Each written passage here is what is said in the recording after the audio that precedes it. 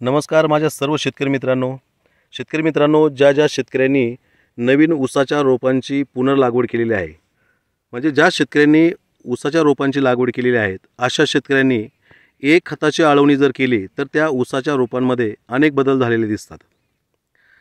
ऊसाच्या रोपांना जर आळवणी केली तर त्याचे फायदे काय होतात हे मी तुम्हाला पुढे सांगतो। परंतु अगोदर आपल्याला ऊसाच्या रोपाला आळवणी कोणती करायची, कोणत्या खताची आळवणी करायची, ते द्रावण कसं बनवायचं आणि प्रति झाडाला किती द्रावण द्यायचं आणि किती दिवसांनी आपल्याला आळवणी करायची याविषयी आपण जाणून घेणार आहोत। शेतकरी मित्रांनो, आमचे मित्र श्री विश्वासराव पाटील साहेब यांनी ऊसाच्या रोपांची लागवड करून 16 एकर ऊस लागवड केलेला आहे। आता आपण ह्या रोपांना आळवणी करणार आहोत। आळवणी कशाची करायची आहेत हे द्रावण मी तुम्हाला समजून सांगतो। त्या पद्धतीने आपण एक द्रावण तयार करू आणि ऊसाच्या रोपांना किती ml द्रावण द्यायचं आहे हे मी तुम्हाला ते द्रावण तयार केल्यानंतर पुढे दाखवतो। चला पाहू आपण ऊसाच्या आळवणीसाठी द्रावणमध्ये म्हणजे त्या आळवणीसाठी आपण ते द्रावण तयार करण्यासाठी कोणते खतं एकत्र मिक्स केल्यात हे आपण पाहू। शेतकरी मित्रांनो, हे DAP आहे, डाय अमोनियम फॉस्फेट।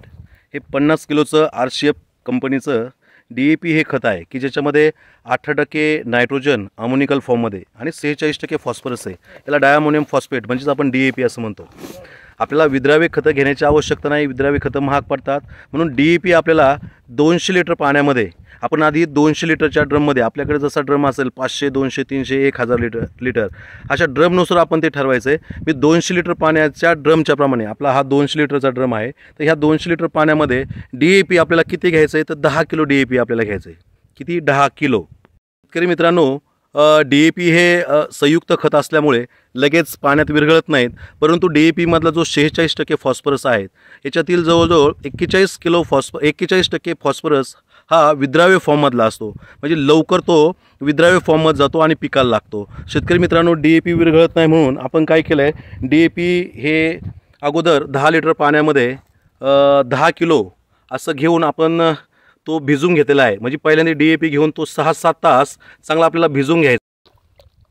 अशा पद्धतीने आपण DAP खत पूर्णपणे भिजून घेतलं आहे। आपण जर बघितलं DAP पूर्णपणे विरघळून गेलेला आहे, रॉ मटेरियल सकट संपूर्ण DAP आपण भिजून घेतला आहे। आता त्यानंतर दुसरं म्हणजे मॅग्नेशियम सल्फेट।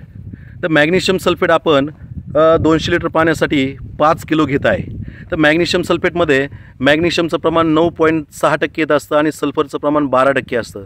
तर हे मॅग्नेशियम सल्फेट हे 100% विद्राव्य स्वरूपामध्ये असतं, म्हणजे हे पाण्यामध्ये टाकलं तर लगेच विरघळलं जातं। त्याच्यामुळे ह्या मॅग्नेशियम सल्फेटला वेगळं भिजून घेण्याची आवश्यकता नाही। हा दुसरा घटक झाला। त्यानंतर जर बघितलं तर इथं मेटलाइन DF आहेत। DF म्हणजे ड्रीप फर्टिगेशन। तर मेटलाइन DF हे मिक्स मायक्रोन्यूट्रिएंट आहेत। इथं जर बघितलं तर मायक्रोन्यूट्रिएंट फर्टिलायझर असं त्याच्यावरती लिहिलं आहे। तर याच्यामध्ये ferrous, manganese, zinc, copper, molybdenum, boron असं या मेटलाइन DF मध्ये आहेत। म्हणजे हे 6 सूक्ष्म खत बोरॉन बेसमधलं सूक्ष्म खत आहेत। आपल्याकडे मेटलाइन DF आपण 200 लिटर पाण्यासाठी 1.5 लिटर आपण घेत आहोत। आळवणीसाठी चौथा घटक आपण 200 लिटर पाण्यामध्ये रूट मॅक्स हे ह्युमिक ॲसिड येतं, चांगल्या कंपनीचं, महाफीड कंपनीचं रूट मॅक्स आहे।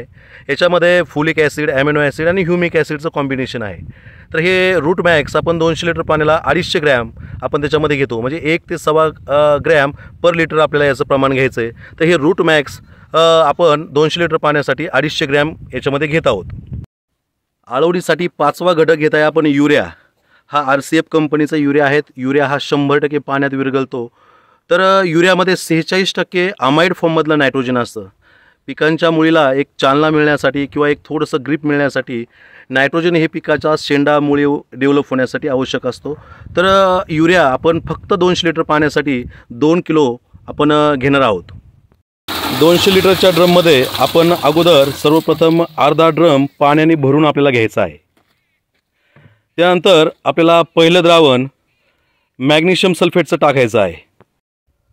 हे मॅग्नेशियम सल्फेट आहेत। सर्वप्रथम आपण मॅग्नेशियम सल्फेट घेऊ। हे 200 लिटर पाण्याला आपल्याला 2 ते 3 किलो घ्यायचं आहे।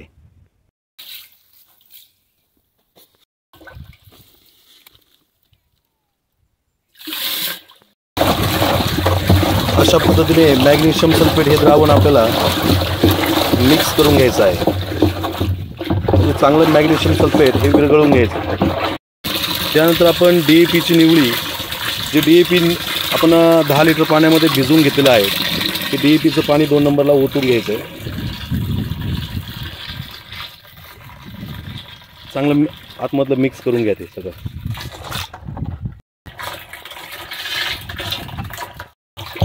अशा पद्धतीने मॅग्नेशियम आणि DAP चांगलं एकत्र मिक्स करून घ्यायचं आहे. चांगलं द्रावण एकत्र हलवून घ्यायचं आहे. त्यानंतर 3 नंबरला आपल्याला युरियाचं द्रावण त्याच्यामध्ये मिक्स करायचं आहे. हा युरिया आपण खाली बकेटमध्ये विरघळून घेतलेला आहे. युरियाचं पाणी आपल्याला त्या DAP आणि मॅग्नेशियमच्या द्रावणामध्ये मिक्स करून घ्यायचं आहे. 3 नंबरला जे आपण सूक्ष्म खतं घेणार आहोत, हे सूक्ष्म खतं ड्रममध्ये असे खाली बसलेले असतात, घन पदार्थ जास्त असल्यामुळे. त्यामुळे असं सूक्ष्म खताचा ड्रम जो आहे तो आपल्याला चांगला एकत्र मिक्स करून घ्यायचं आहे, हलवून घ्यायचं आहे. आणि त्यानंतर आपल्याला ह्या 200 लिटरच्या ड्रममध्ये आपल्याला 1.5 लिटर आपल्याला टाकायचं आहे. पुन्हा हे द्रावण चांगल्यापैकी आपल्याला एकत्र मिक्स करून हलवून घ्यायचं आहे. त्यानंतर आपल्याला हे जे सूक्ष्म खत आहेत हे 1.5 ते 2 लिटर, 1.5 लिटर आपल्याला 200 लिटर पाण्यामध्ये एकत्र पूर्णपणे मिक्स करून घ्यायचं आहे. हे सूक्ष्म खत आहेत मेटलाइन DF.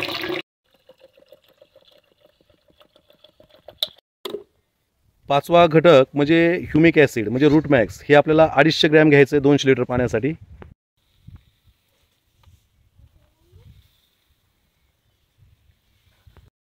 हे 5ही घटक 200 लिटर पाण्यामध्ये एकत्र घेऊन चांगल्यापैकी हे द्रावण आपल्याला एकत्र मिक्स करायचं आहे. 5 ते 7 मिनटं द्रावण हे पूर्णपणे असं ढवळत राहायचं. हे झालं मुख्य द्रावण. ह्या ड्रममध्ये साधं पाणी टाकून हा ड्रम पूर्णपणे भरून घेणे आणि ह्या ड्रम भरल्यानंतर पुन्हा द्रावण चांगलं मिक्स करणे आणि त्यानंतर ते द्रावण आळवणीला वापरणे. आपण हे मुख्य द्रावण 200 लिटर ड्रम सारखा हलवून प्रत्येक वेळेस आपण प्रत्येक बकेट आपण जे भरून घेणार आहे त्यावेळेस द्रावण चांगलं हलवून आपल्याला घ्यायचं आहे. हे आपण द्रावण पुन्हा 15 ते 20 लिटरच्या बकेटमध्ये घेतलेलं आहे आणि प्रति झाडाला आपल्याला एक 60-70 ते 80 मिली द्रावण हे द्यायचं आहे. शेतकरी मित्रांनो, पहिली आळवणी आपल्याला रोपांची लागवड केल्यानंतर 5व्या ते 6व्या दिवशी करायचं आहे. रोपांच्या ज्या मुळ्या आहेत हे अन्न आणि पाण्याच्या शोधामध्ये हे लांब जातात. जर आपण मुळ्यांच्या रायझोस्पियर म्हणजे मुळ्यांच्या रूट झोन कक्षेमध्ये जर आपण द्रावण ओतलं तर ते द्रावण त्या रोपांना लवकर भेटतं आणि त्यामुळे रोपं लवकर चिघळतात, पांढऱ्या मुळ्या चांगल्या होतात आणि वाढ होते. तर रोपांना आळवणी करण्यापूर्वी आपण ड्रीपमधून साधारणतः 1.5 ते 2 तास पाणी अगोदर आपल्याला पाणी द्यायचं आहे आणि हे पाणी दिल्यानंतर जमीन ओली होती आणि ओली झाल्यानंतर आपल्याला अशा पद्धतीने आळवणी करायची आहे.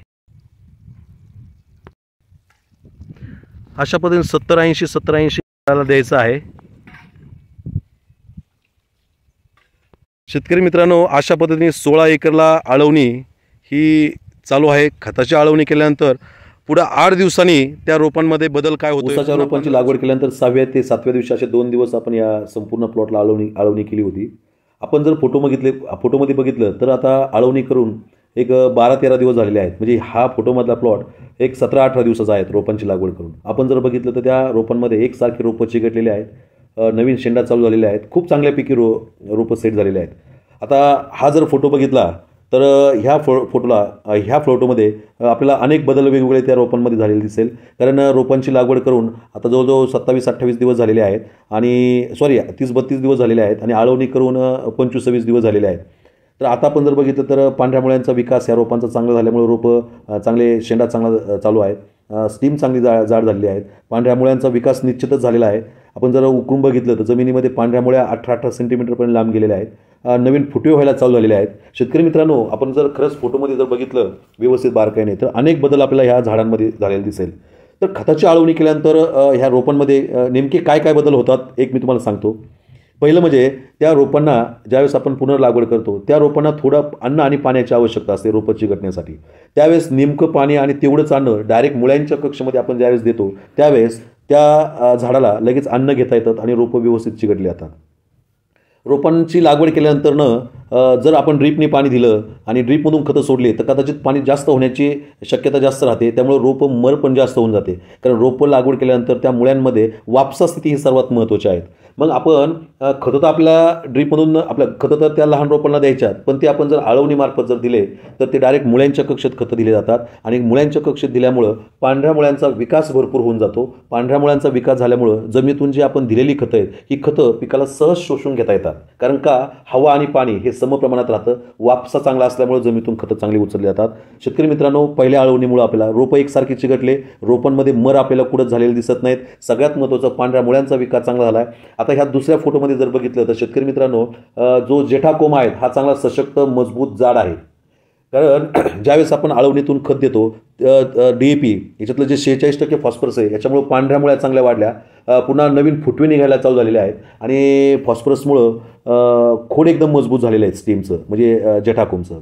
बघा, त्याचप्रमाणे आपण जर पुन्हा फोटोमध्ये जर व्यवस्थित बघितलं तर पानं जाड रुंद हिरवेगार झालेले आहेत, पानं मोठे झालेले आहेत, पानामध्ये क्लोरोफिल तयार झालेलं आहे. शेतकरी मित्रांनो, ऊसाचे लहानपणीचे जे पानं आहेत जेवढे तुम्ही मोठे करता, एकदा नवीन तयार झालेलं पान साधारणतः 58 ते 60-62 दिवसापर्यंत मोठे मोठे मोठे मोठे होतात. हे पान जेवढं तुम्ही खत देऊन मोठे करता तेवढं त्या पानाचं आयुष्य पुढे जास्त दिवस टिकलं जातं. जेवढे पानं जास्त दिवस टिकतात तेवढं उत्पादन जास्त भेटलं जातं. शेतकरी मित्रांनो, खताच्या पहिल्या आळवणीमुळं त्या सुरुवातीला रोपांना नवीन फुटवे होण्यासाठी फॉस्फरसची आवश्यकता असते. उच्च फॉस्फेटयुक्त ग्रेड दिल्यामुळं त्याला नवीन फुटव्यांचं प्रमाण जास्त वाढलेलं आहे. आपल्याला साधारणतः 9 ते 13 फुटव्यांची संख्या आपल्याला पाहिजेत. ही जेवढी फुटव्यांची संख्या आपल्याला आवश्यक पाहिजे तेवढी आपल्याला या आळवणीमार्फत सहज भेटली जाते. फुटव्यांचं प्रमाण जास्त वाढलं जातं आणि फुटव्यांची वाढ पण एकसारखी होऊन जाते. हे पहिल्या आळवणीचा फायदा आपल्याला. जो आपण आळवणी केली ही आळवणी म्हणजेच जमिनीतून एक भेसळ डोस, महागडा भेसळ डोस दिल्यासारखा आहे. त्यामुळे माझं सर्व शेतकऱ्यांना एक विनंती आहे, आव्हान आहे की आपण जर ऊसाच्या रोपांची लागवड केली असेल तर नक्कीच तुम्ही मी दिलेली एक खताची आळवणी करा. एका सरीला करू नका, तुम्हाला त्याच्यामध्ये बदल दिसून येईल. आता हे झालं रोपांचं. ज्या शेतकऱ्यांनी कांडी तोडून कांडीची लागवड करून ऊस लागवड केलेली आहे, म्हणजे कांडी लागवड करून ऊस लागवड केली, अशा शेतकऱ्यांनी ऊस उगून आल्यानंतर 15 दिवसांनी म्हणजेच ऊस लागवडीनंतर 28 ते 30-32 दिवसांनी एक साधारणतः अर्धा पाऊण फूट 1 फुटापर्यंत ऊस उगून आला की त्या कालावधीमध्ये तुम्ही सेम ह्याच पद्धतीने सगळे द्रावण एकत्र मिक्स करून तुम्ही आळवणी याला करावी. नक्कीच आपल्या ऊसाच्या उत्पादनामध्ये लक्षणीय वाढ होऊन जाईल. एवढंच मला तुम्हाला सांगायचं आहे. गेल्या 15-16 वर्षाच्या अनुभवावरून मी तुम्हाला हे सांगू शकतो की आपण जर एक दोन आळवण्या आणि 2 ते 3 खताच्या फवारण्या केल्या तर 7 ते 8 टन प्रति एकरी उत्पादन आपलं सहज वाढलं जातं. हे मी तुम्हाला अनुभवातून सांगतो. तर नक्कीच तुम्ही ऊस लागवड केलेला असेल, रोप लागवड केली असेल, याला तुम्ही आळवणी करावी. एवढं याच्यातून मला सांगायचं आहे. धन्यवाद.